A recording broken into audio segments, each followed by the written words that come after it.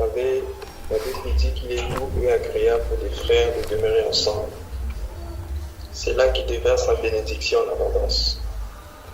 La communion fraternelle est très capitale. Parce que dans le corps de Christ, chaque membre dépend de l'autre. Et comme nous sommes interdépendants, voilà pourquoi notre vie chrétienne ne peut être équilibrée et soutenue que lorsque nous vivons ensemble et que nous marchions ensemble. Il y a 3 choses, ou plutôt 4, qui caractérisaient l'Église primitive. Dans Actes chapitre 2, verset 42, il est écrit qu'ils persévéraient dans l'enseignement des apôtres, dans la communion fraternelle, dans la fraction du pain et dans les prières. Donc vous remarquez là, bien-aimés, que ces gens, avant même la prière, avant de parler de la prière, on a parlé de la communion fraternelle. Et l'une des choses qui caractérise les disciples de Jésus-Christ, c'est l'amour qu'ils ont les uns pour les autres. Dans Jean 14, 34 à 35, le Seigneur Jésus a dit à ses disciples, « Aimez-vous les uns les autres, comme je vous ai aimé, car c'est en cela qu'on reconnaîtra que vous êtes mes disciples. » Donc c'est très important, bien aimé, la communion fraternelle. La communion fraternelle aussi est aussi importante dans la mesure où, lorsque nous sommes ensemble, bien aimés, cette communion nous protège les uns les autres. Il y a des choses que je n'ai pas pu faire parce que, bien aimé, les frères étaient avec moi.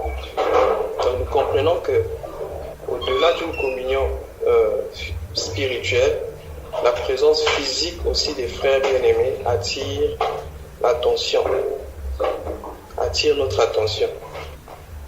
Voilà pourquoi c'est très important de développer la communion fraternelle et aussi de bien la gérer. Remarquerez aussi que, bien aimé, c'est par la communion fraternelle que nous nous soutenons les uns les autres. C'est très important. Hier, nous avions continué le message que un de nos bien-aimés avait commencé ici sur le groupe sur le sermon sur la montagne. Et nous avions parlé de comment ne pas prier. Donc ce soir, nous allons continuer dans cette même perspective.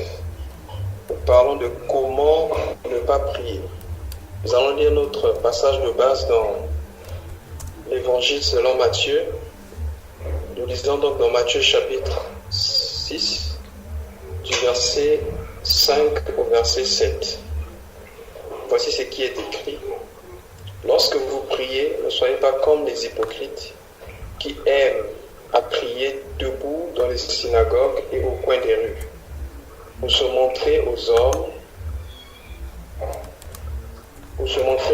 En vérité, je vous le dis, ils ont reçu leur récompense. Verset 6. Mais toi, quand tu pries, entre dans ta chambre, ferme ta porte et prie ton Père qui est là dans le lieu secret, et ton Père qui voit dans le secret te le rendra. Verset 7. En priant, ne multipliez pas de vaines paroles, comme les païens qui s'imaginent qu'à force de paroles, ils seront exaucés. Amen. Nous avions dit que le Seigneur Jésus-Christ, comme un bon jardinier, puisque le premier Adam était aussi bien-aimé, un jardinier, lui, le second Adam aussi bien-aimé, devait faire la même chose. Voilà pourquoi lorsqu'il est ressuscité des morts, Marie de Magdala l'avait pris pour un jardinier. Le Seigneur Jésus, comme un bon jardinier, il sait que pour placer la sémence, il convient d'enlever la mauvaise sémence, c'est-à-dire préparer la terre. En préparant la terre, il commença bien aimé par enseigner. Il commença par enseigner sur comment ne pas prier avant d'enseigner ce que c'est la prière. C'est très important. Si l'Église est faible aujourd'hui, si quelquefois il nous arrive de ne pas comprendre certaines vérités spirituelles, c'est parce que nous ne voulons pas nous débarrasser de notre ancienne connaissance ou ce que nous avions connu bien aimé auparavant. La seule façon de recevoir la vérité ou d'être rempli de Dieu, nous devons nous débarrasser, il nous convient de nous débarrasser de nous-mêmes. Si nous refusons de nous débarrasser de nous-mêmes, de notre façon de voir les choses, de notre façon de penser, il serait difficile de recevoir de la part de Dieu. Alors hier, nous avions parlé de l'hypocrisie. Le Seigneur, en commençant cet enseignement, il dit « Ne soyez pas comme les hypocrites ». Et nous avons défini l'hypocrisie comme le fait de dire ce qu'on ne pense pas dans nos prières. Et nous avions dit que un hypocrite, c'est celui qui n'est pas cohérent dans ce qu'il dit. Il pense à autre chose et avec sa bouche, il dit autre chose. Mais la prière devait être quelque chose bien aimé qui découle de l'intérieur vers l'extérieur. Ce n'est pas de l'extérieur à l'intérieur, mais c'est de l'intérieur vers l'extérieur. La Bible dit c'est de l'abondance du cœur que la bouche parle. Donc la bouche ne doit parler que lorsque le cœur est rempli. Parce que Dieu écoute les cœurs. Voilà pourquoi, juste, vous remarquerez la suite. On dit, mais quand tu pries, entre dans ta chambre et ferme ta porte. Bien aimé, quand on parle de la porte ici et de la chambre ici, il ne s'agit pas ici d'une chambre physique. Sinon, celui qui n'a pas sa propre chambre ne pourra pas prier. Mais quand on parle de la chambre personnelle ici, c'est le cœur. C'est-à-dire que la prière qui est entendue, c'est la prière qui est faite avec le cœur. Et Dieu voit ce qui se trouve dans notre cœur. C'est très important. Alors la deuxième partie, au verset 7, on dit, en priant, ne multipliez pas de vaines paroles, comme les païens, qui s'imaginent qu'à force de paroles, ils seront exaucés. J'ajoute le verset 8, ne leur ressemblez pas, car votre Père sait de quoi vous avez besoin avant que vous le lui demandiez. Amen. La Bible dit qu'en priant, nous ne devons pas multiplier les vaines paroles. Quelles sont les vaines paroles? Une fois de plus, ce sont des paroles que nous déclarons, des choses qui sortent de nos bouches, que nous déclarons juste parce que nous avons entendu ces paroles quelque part. Hier, nous avions dit par exemple, moi j'avais l'habitude en priant de citer quelquefois des paroles, des chansons que j'avais écoutées. Donc ce n'étaient pas mes paroles, mais les paroles bien aimées des musiciens, les paroles des chansons chrétiennes que j'avais écoutées. Et ça, c'est pas normal. La prière n'est pas aussi une récitation. J'ai vu, par exemple, dans certaines assemblées, faire réciter la prière de notre Père aux gens, citer notre Père qui est aux cieux, que ton nom soit sanctifié. Donc, c'est des choses qui découlent de l'intellect et non du cœur. Comme la prière est un dialogue, il faut qu'il y ait un échange. Donc, la prière, ce n'est pas une récitation. Ou encore, d'autres personnes peuvent faire la prière de la Vierge Marie, etc. Déjà, on ne peut pas prier à Marie, bien aimé, on ne peut pas adresser une prière à Marie, parce que la Bible dit, entre Dieu et les hommes, il n'y a qu'un seul médiateur. C'est Jésus-Christ en 1 Timothée chapitre 2, verset 5. Comment ne pas prier? Nous ne devons pas, bien aimé, multiplier les vaines paroles. Hier, nous avions dit, il peut arriver qu'on dise la même chose dans la prière, mais que cela découle de nos cœurs. Nous avons pris l'exemple de Pierre, de Paul. Paul qui priait, la Bible dit qu'il a pris 3 séances comme ça. Il dit à 3 reprises, j'ai demandé à Dieu d'ôter de moi ce qui me dérangeait. Dieu lui a dit, ma grâce te suffit. Le Seigneur Jésus-Christ, à Gethsémani, il a prié de la même façon à 3 reprises. Et après, il disait, non pas ma volonté, mais que ta volonté soit faite. C'était une prière, bien que cette prière, bien que le Seigneur ait répété la même chose, mais cela venait du cœur. Ce n'était pas des vaines paroles. Donc, lorsque nous prions, il convient, bien aimé, de savoir que Dieu ne va pas nous exaucer parce que nous répétons la même chose. Dieu n'est pas comme un homme. Ce n'est pas parce que nous répétons la même chose que Dieu va nous exaucer. Il y a une foi déformée qu'on prêche aujourd'hui, bien aimé, qui est plus rapprochée de l'enseignement de la pensée positive, où on définit la foi comme cette capacité-là d'avoir tout, ou de prendre tout de Dieu. La capacité de demander, d'attendre et de forcer Dieu à nous donner des choses. Bien-aimés dans le Seigneur, la foi n'est pas un moyen de tout prendre auprès de Dieu. Mais la foi, bien-aimée, doit d'abord commencer par tout donner à Dieu. La foi, c'est un moyen, bien-aimé, de tout donner à Dieu. Parce que la foi nous rapproche de Dieu. Or, la Bible dit quoi? Sans la foi, il est impossible de lui être agréable. Il faut que celui qui s'approche de Dieu croit que Dieu existe et qu'il est le rémunérateur de tout ce qui le cherche. Or, si nous croyons que Dieu existe et que nous cherchons Dieu, nous comprendrons, bien aimé, la volonté de Dieu. Comment ne pas prier? C'est, bien aimé, ne pas prier, bien aimé, selon nous-mêmes. C'est-à-dire, selon notre volonté, selon, bien aimé, nos propres capacités. La Bible déclare dans le livre de 1 Jean, chapitre 5, du verset 14 au verset 15, que nous avons l'assurance que lorsque nous demandons quelque chose selon la volonté de Dieu, Dieu nous écoute. Je peux paraphraser. Si nous ne demandons pas quelque chose selon la volonté de Dieu, ça veut dire que Dieu ne nous écoute pas. Dieu nous écoute lorsque nous demandons quelque chose selon sa volonté. Donc si nous demandons quelque chose qui n'est pas selon la volonté de Dieu, ça veut dire que Dieu ne nous écoute pas. C'est très important, bien aimé, de comprendre ces choses. De peur que nous finissions par dire, comme certaines personnes, Dieu m'a déçu. Simplement parce que on a reçu un enseignement qui est contraire à la foi authentique. La Bible dit que la foi vient de ce qu'on entend, et ce qu'on entend vient de la parole de Dieu. Donc la foi découle de Dieu. Notre foi dans la prière doit être basée sur ce que Dieu a dit et non ce que nous voulons simplement obtenir. Donc dans nos prières, nous ne venons pas vers Dieu pour attiser soit la compassion de Dieu ou forcer Dieu à nous donner des choses. Mais dans la prière, nous nous approchons de Dieu premièrement pour connaître le cœur de Dieu. La foi signifie diriger ses yeux, c'est-à-dire les yeux du cœur, vers le cœur de Dieu pour connaître la pensée de Dieu, avant d'attendre de la main de Dieu. Souvent, lorsque nous nous approchons de Dieu pour la prière, nous avons souvent nos yeux dirigés vers la main de Dieu pour recevoir, alors que nous devions, bien aimé, commencer par diriger nos cœurs vers le cœur de Dieu pour connaître la pensée de Dieu sur la situation. Et c'est ainsi que, bien aimé, nous pourrons prier avec persévérance. C'est très important de comprendre ces choses.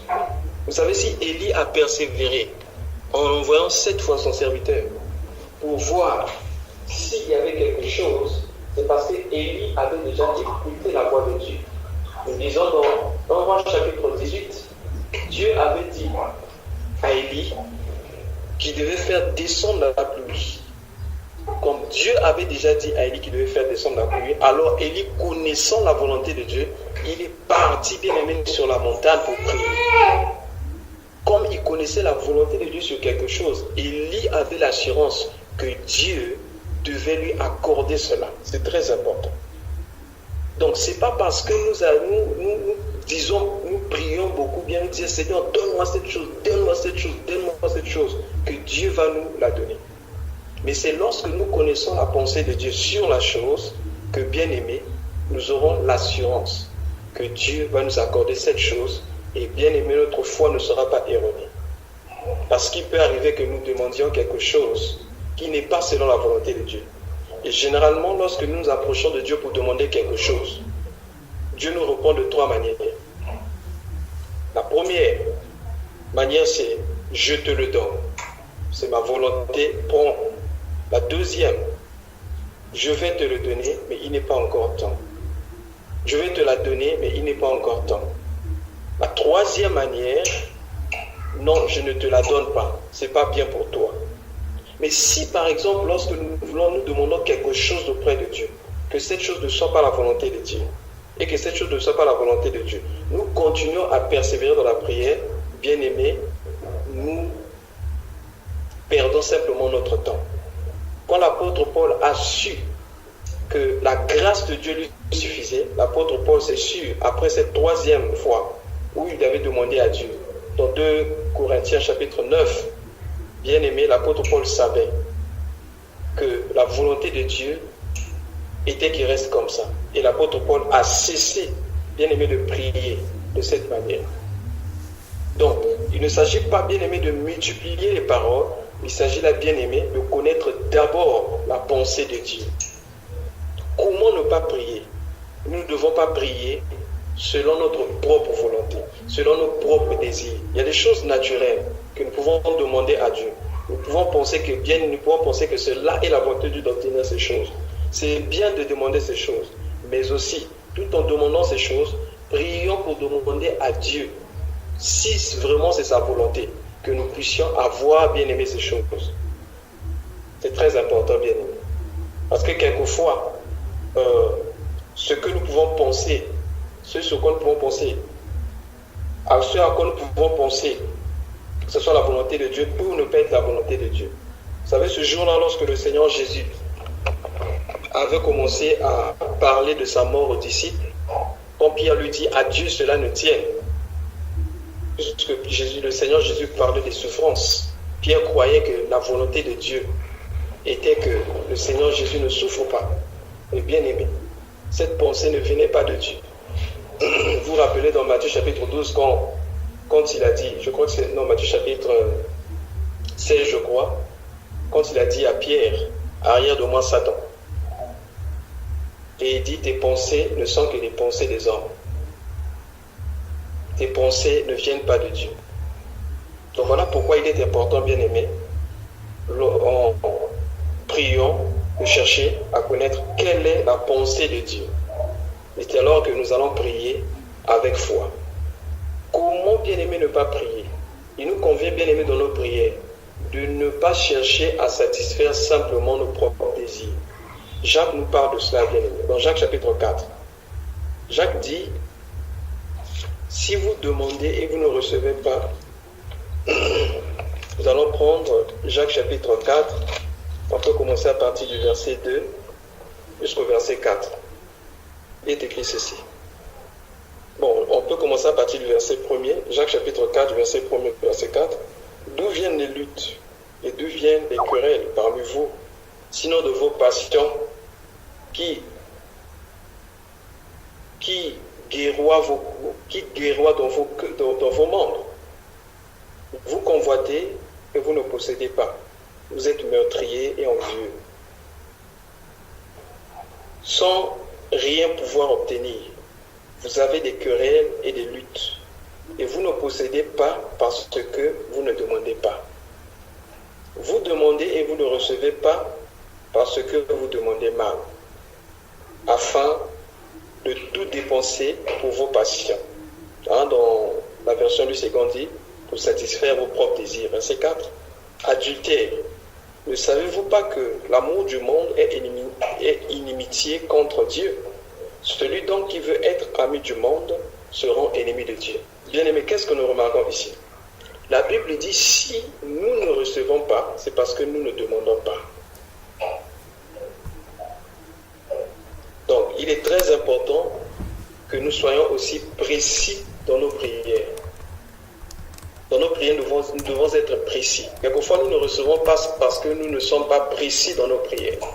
C'est vrai que Dieu connaît nos besoins, mais il nous convient d'être précis. Vous vous rappelez de l'aveugle Bartimée, quand il a crié au Seigneur, « Aie pitié de moi ». Le Seigneur a vu l'aveugle. Et avant Bartimée, il avait déjà guéri plusieurs aveugles. Lui qui connaît les pensées des hommes, lui qui discernait les pensées des hommes, il va encore demander à Bartimée, « Que veux-tu que je fasse pour toi? Que veux-tu que je fasse pour toi ?» Bartimée dit, « Je veux recouvrir la vue. » Pourquoi? Le Seigneur voulait que Bartimée puisse exprimer le désir de son cœur. C'est très important. Dieu est omniscient, mais Dieu veut que nous nous exprimions. C'est très important. Voilà pourquoi, lorsque nous partons vers le Seigneur, nous ne disons pas simplement Dieu sait, mais bien aimé, disons exactement, demandons ce dont nous avons besoin. Et la Bible dit, si vous ne demandez pas, c'est parce que vous demandez mal. Vous demandez dans le but de satisfaire vos propres désirs. Je donne un exemple. Quelqu'un demande, par exemple, c'est prêché aujourd'hui dans les églises, j'en ai entendu. Un homme de Dieu dit, par exemple, bientôt Dieu va te donner le mariage, comme ça, quand tu vas te balader en robe, tu vas commencer à montrer ta bague aux gens, tout ça là, ceux qui ne t'aiment pas auront mal au cœur. Bien aimé, ça c'est quel genre de prière? Dieu va te donner une nouvelle voiture. Tu vas passer avec cette voiture-là. Tu vas prendre cette voiture et aller montrer cette dernière à tous ceux qui ne t'aiment pas. Bien aimé, ça ne sont pas des prières qu'il faut faire. En étudiant, bien aimé, l'histoire de Anne, j'ai remarqué quelque chose. On dit que Anne était tout le temps mortifiée, bien aimée, par son rival Pénina. Par sa rivale, excusez-moi, Pénina. Mais tout le temps, bien aimé, Anne avait sa tête baissée. Donc, certainement, lorsque Anne faisait ses prières, Anne cherchait, bien aimé, que Dieu puisse lui donner un enfant pour fermer la bouche à sa rivale. C'est comme ça que nous prions souvent. Même si nous ne le disons pas avec nos bouches, mais déjà dans nos cœurs, si nous demandons quelque chose à Dieu pour chercher à prouver quelque chose aux hommes, bien aimés, c'est une prière bien aimée qui ne peut pas tenir devant la présence de Dieu. Si nous demandons quelque chose pour chercher à prouver quelque chose aux hommes, bien aimés dans le Seigneur, c'est une prière bien aimée qui monte vers Dieu. C'est une prière qui monte avec une odeur bien aimée, qui peut déranger bien aimé le nez de Dieu, s'il faut dire ça comme ça. Nous ne devons pas chercher à prouver. En effet, tout enfant de Dieu n'a rien à cacher et rien à prouver aux hommes. Tout le temps, Anne avait ses yeux baissés. Voilà pourquoi sa situation ne changeait pas. Mais le jour où Anne avait levé sa tête, elle a changé sa façon de voir les choses. Bien aimé, la situation de Anne aussi avait changé. C'est très important, bien aimé, de comprendre ces choses. Quelquefois, nous prions, nous demandons, nous ne recevons pas, simplement parce que nous voulons satisfaire nos propres désirs. Mais pourquoi Anne avait eu bien aimé Samuel? Parce que Anne avait fait cette promesse à Dieu. Il dit, Seigneur, si tu me donnes un enfant mâle, je te le donnerai en sacrifice. Et là, Dieu a trouvé sa part. Anne a reçu son miracle. Lorsque nous demandons quelque chose à Dieu, est-ce que, bien aimé, Dieu a sa part dedans? Puisque la Bible dit, dans tout ce que nous faisons, dans tout ce que nous sommes, nous devons le faire pour la gloire de Dieu. Quand nous demandons des choses, est-ce que, bien aimé, Dieu trouve sa gloire? Ou nous cherchons notre propre gloire? Comment ne pas prier? Nous ne devons pas prier pour chercher notre propre gloire. Parce que seul Jésus-Christ est digne de gloire et de louange. C'est très important, bien aimé, de comprendre ces choses. Comment, bien aimé, ne pas prier? Lorsque nous nous approchons de Dieu, nous ne devons pas chercher le moyen, mais nous demandons bien aimer le produit fini. Le moyen dépend de Dieu. Qu'est-ce que je veux dire? On ne va pas vers Dieu, par exemple, pour dire, Seigneur, tu veux manger, par exemple, le pain. Tu vas vers Dieu pour dire, Seigneur, donne-moi la levure, donne-moi la farine, le sucre, le sel et l'eau, etc. parce que je veux manger le pain. Non. Quand nous partons vers Dieu, nous demandons seulement le pain. Il a dit, quand vous priez, dites, donne-nous le pain de ce jour. Gloire au Seigneur. C'est le pain que nous demandons. Nous ne demandons pas la levure, le sucre, l'eau, la farine, le four, etc. Voilà comment nous prions souvent. Au lieu de demander le produit fini, nous commençons à demander, bien aimé, les éléments, le moyen pour atteindre le produit. Et lorsque Dieu nous regarde, bien aimé, c'est comme si, bien aimé, nous étions en train de limiter la puissance de Dieu. Il est le créateur du ciel et de la terre. Le moyen que Dieu va utiliser pour te donner cette chose, bien aimé dans le Seigneur, ce n'est pas ton problème. Mais toi, demande seulement que Dieu puisse te donner la chose. Je donne un exemple. C'est comme quelqu'un qui va vers Dieu, une personne qui est malade, qui va vers Dieu. Au lieu de demander la guérison, il dit, Seigneur, permets que je puisse croiser ce docteur. Elle dit par exemple, Seigneur, permets que je puisse croiser ce docteur. Ou Dieu, donne-moi l'argent pour que je puisse acheter ce médicament. Bien aimé dans le Seigneur, il y avait une femme qui était atteinte d'une perte de sang, la Bible dit depuis 12 ans. Elle a perdu tout ce qu'elle avait auprès des médecins, sans trouver aucun soulagement. Ah, bien aimé, la Bible est précise, sans trouver aucun soulagement. Auprès des médecins, auprès des hommes, nous ne trouvons que des soulagements, parce qu'eux ne peuvent rien faire. Mais auprès de Jésus-Christ, nous ne trouvons pas de soulagement, mais nous trouvons la solution. Elle a tout perdu auprès des médecins, sans trouver aucun soulagement. Mais quand elle a entendu que le Seigneur Jésus-Christ passait par là, et là, elle s'est dit en elle-même, si je puis seulement toucher ce vêtement, je ne serai pas soulagé, mais je serai guéri. Elle a trouvé sa guérison. Quand nous partons vers Dieu, bien-aimé dans le Seigneur, ne limitons pas Dieu, ne regardons pas nos capacités. Regardons, bien-aimé, à ce que Dieu est capable de faire. Ne demandons pas des moyens pour obtenir, mais demandons bien-aimé la chose. Le moyen, bien-aimé, c'est la part de Dieu. Le moyen, c'est la part de Dieu. Dieu sait comment il va faire. Mais nous allons simplement avec le problème. Seigneur, moi j'ai besoin de telle chose. Je veux obtenir telle chose, je veux voir telle chose bien aimé arriver. Alors Dieu lui-même, lui qui a 1000 moyens bien aimés pour intervenir, il saura par quel moyen passer. Comment ne pas prier? Lorsque nous partons vers Dieu, il ne nous convient pas d'aller vers Dieu avec des méthodes prédéfinies. Que non, tel que je vais demander telle chose à Dieu, Dieu pour agir. Il va toujours agir de telle façon, il va passer par la bouche. Bien-aimés, ne soyons pas comme Naaman. Naaman est parti voir Élisée. Dans sa tête, il avait déjà bien aimé la formule pour sa guérison. Lui, les lépreux. Il va voir Élisée, comme dans sa tête, il se disait déjà que en allant voir l'homme de Dieu sortira et il va m'imposer les mains. Quand il arrive chez Élisée, Élisée lui donne, bien aimé cette fois-ci, une autre formule. Il dit, va te jeter au Jourdain. Il dit, quoi? Il commence à citer, bien aimé, les fleuves et les piscines qu'il y avait dans son pays. Il dit, je pensais que l'homme de Dieu allait sortir, imposer les mains sur le lépreux, afin que le lépreux soit guéri. Lui me demande d'aller me jeter dans le Jourdain. Comme il avait sa position, il voulait refuser. Heureusement qu'il y avait un serviteur qui était sage. Le serviteur lui dit, si on t'avait demandé quelque chose de difficile, tu allais faire. Mais on te dit simplement te jeter dans le Jourdain. Est-ce que mon Seigneur ne peut pas faire cela? Et quand il s'est jeté dans le Jourdain, bien aimé dans le Seigneur, il est sorti de là restauré. La Bible dit sa peau devint comme la peau d'un petit enfant. Bien-aimés, les voies de Dieu sont insondables. La Bible dit dans Ésaïe chapitre 58 que les pensées de Dieu ne sont pas nos pensées et ses voies ne sont pas nos voies. Bien-aimés, la façon de Dieu de faire diffère de nos façons. Voilà pourquoi lorsque nous partons vers Dieu, ne partons pas déjà avec des méthodes prédéfinies, ne partons pas déjà, bien-aimés, avec des moyens, des capacités, bien-aimés, et déjà avec un programme, un agenda. Même lorsque nous partons voir les médecins, est-ce que nous partons pour dire, médecin, voilà, moi je souffre de telle chose, tu dois me faire ceci? Non. Nous partons simplement dire au médecin, voici ce que je sens, je ne veux plus sentir cela.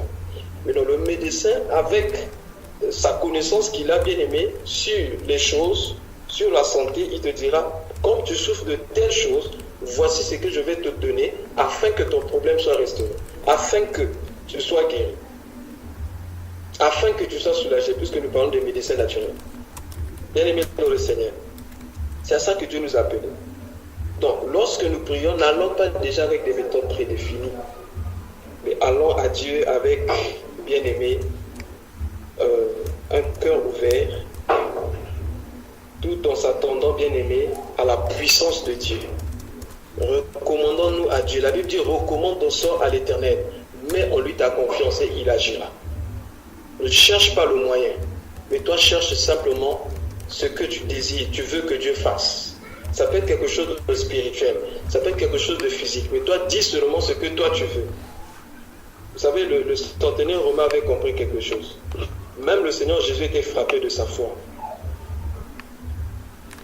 On a dit à cet homme, plutôt cet homme appela Jésus pour que le Seigneur guérisse son serviteur. La Bible dit que le Seigneur marchait pour aller dans sa maison. Mais lui, il a dit, il est venu à la rencontre du Seigneur en disant, je ne me trouve pas digne que tu rentres dans ma maison. Mais toi, dis seulement un mot. et mon serviteur sera guéri. Il savait qu'un mot du Seigneur suffisait pour que la solution vienne. Dis seulement un mot et mon serviteur sera guéri. C'est très important, bien aimé, de comprendre ces choses. Comment, bien aimé, ne pas prier? Nous ne devons pas prier, bien aimé, comme on l'a dit tout à l'heure, pour chercher soit à attiser la compassion de Dieu, parce que Dieu est plus compassion que ce que nous pouvons imaginer et penser. Nous ne pouvons pas, bien aimé, changer son cœur, mais allons simplement, bien aimé, tels que nous sommes. Présentons-nous, bien aimés, tels que nous sommes, et présentons, bien aimé, les situations que nous voulons présenter à Dieu. C'est très important. Comment ne pas prier? Lorsque nous partons, bien aimés, dans la présence du Seigneur, ne commençons pas la prière par nous-mêmes. Je crois que le bien-aimé Paul a parlé de ça. Ne commençons pas la prière par nous-mêmes. Parce que si nous commençons la prière par nous-mêmes, nous nous plaçons sur une plateforme bien-aimée qui n'est pas équilibrée. Vous savez que l'homme est instable, mais Dieu est stable. Si nous commençons la prière par nous-mêmes, la suite de notre prière sera bien-aimé centrée sur nous, et bien-aimé, nous serons plus... il serait difficile pour nous d'avoir la foi. Nous allons voir à nos capacités, à ce que nous sommes capables de faire. Mais si la prière commence par Dieu, nous allons continuer notre prière ayant la conception et l'opinion de Dieu et nous verrons la situation avec les yeux de Dieu. Et par conséquent, nous prierons avec foi. C'est très important. Nous prierons avec foi parce que nous verrons les choses selon le point de vue de Dieu, mais pas selon notre point de vue. C'est très important, bien aimé dans le Seigneur. Que le Seigneur nous aide à savoir comment prier, afin que nous soyons vraiment des vrais intercesseurs. Et lorsque le Seigneur Jésus a enseigné la prière, il commence la prière par dire « Notre Père qui es aux cieux ». Alors, comment ne pas prier? Comme je disais, ne commençons pas la prière par nous. Nous commençons bien aimé la prière en s'occupant d'abord des autres. Prions pour les autres. Comme disait l'apôtre Paul, c'est là que nous allons atterrir dans 1 Timothée chapitre 2. Qu'est-ce que l'apôtre Paul dit? Dans 1 Timothée chapitre 2. 1 Timothée chapitre 2. Nous allons lire d'abord du verset 1er jusqu'au verset 3, ou jusqu'au verset 4. Ensuite, nous lirons le verset 8. Comment ne pas prier? La Bible dit, j'exhorte donc en tout premier lieu à faire des requêtes, prières, intercessions, actions de grâce pour tous les hommes, pour les rois et pour tous ceux qui occupent une position supérieure, afin que nous menions une vie paisible et tranquille, en toute piété et dignité. Verset 3. Cela est bon et agréable devant Dieu notre Sauveur, qui veut que tous les hommes soient sauvés et parviennent à la connaissance de la vérité. Donc, vous voyez, l'apôtre Paul dit, j'exhorte donc en tout premier lieu. Ça veut dire quoi?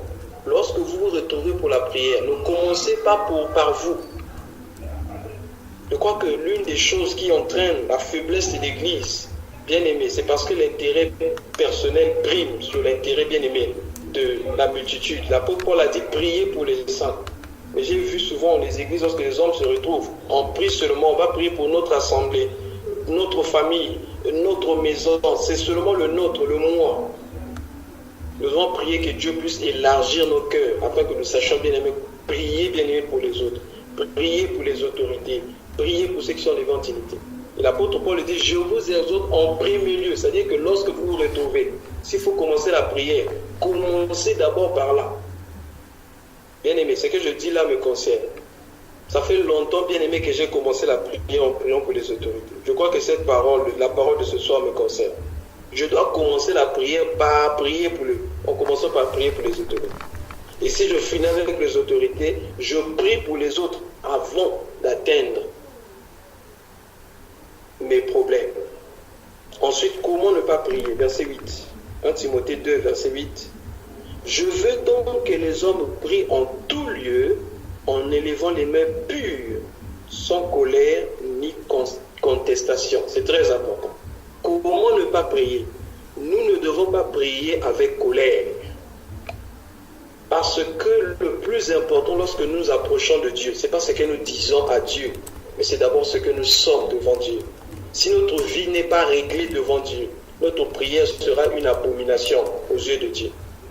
C'est pourquoi la Bible dit, lorsque nous prions, nous devons nous débarrasser de la colère. Dans d'autres versions, on parle des mauvaises pensées. En élevant les mains pures, les mains là, ce ne sont pas les mains physiques, mais les mains du cœur. Les mains pures, sans colère, ni contestation, ni mauvaise pensée. C'est très important. C'est pourquoi dans Matthieu chapitre 5, verset 23, verset 24 à 25, la Bible dit, si tu es debout, faisant ta prière, et plutôt faisant ton offrande sur l'autel, et là tu te souviens que quelqu'un a quelque chose contre toi, ne fais pas l'offrande. Va d'abord régler et ensuite reviens, présente ton offrande. C'est ça, bien aimé. Donc le plus important, c'est d'abord notre vie. Parce qu'une prière faite avec colère, c'est le genre de prière, bien aimé, qu'on enseigne aujourd'hui dans les églises, où on demande aux gens de frapper les sorciers, d'envoyer le feu sur les sorciers. Oh, bien aimé, que l'histoire de la traversée de Samarie nous aide à comprendre ces choses. La Bible dit que le Seigneur Jésus n'avait pas été reçu, et Jean, parce que il se dirigeait vers Jérusalem. Et Jacques et Jean ont dit, Seigneur, veux-tu que nous commandions le feu du ciel pour consommer ces hommes? Je crois que c'est dans Luc chapitre 9, à partir du verset 57. Pour consommer ces hommes, le Seigneur Jésus a dit, vous ne savez pas par quel esprit vous demandez ces choses. Le Fils de l'homme n'est pas venu pour perdre, mais le Fils de l'homme est venu pour sauver. Aujourd'hui, on enseigne dans les églises à envoyer le feu sur les sorciers, de détruire les gens, de tuer les gens, de frapper nos ennemis. Bien aimé, le Saint-Esprit ne cherchera jamais la mort d'un être humain. Parce que nous ne combattons pas contre la chair et le sang, mais contre les principautés, les autorités et ces esprits méchants qui règnent dans le monde spirituel. Pas contre les hommes. Donc comment ne pas prier? C'est prier avec colère, prier avec des mauvaises pensées. Lorsque nos cœurs bien-aimés est rempli de mauvaises pensées, avant de s'adresser à Dieu, réglons d'abord nos cœurs. Demandons que le Seigneur purifie nos cœurs avant d'aller dans sa présence. Parce que dans sa présence, bien-aimée, la saleté ne rentre pas. Que le Seigneur nous bénisse et qu'il nous donne de savoir prier. Nous allons nous arrêter par là. Au nom de Jésus, Amen.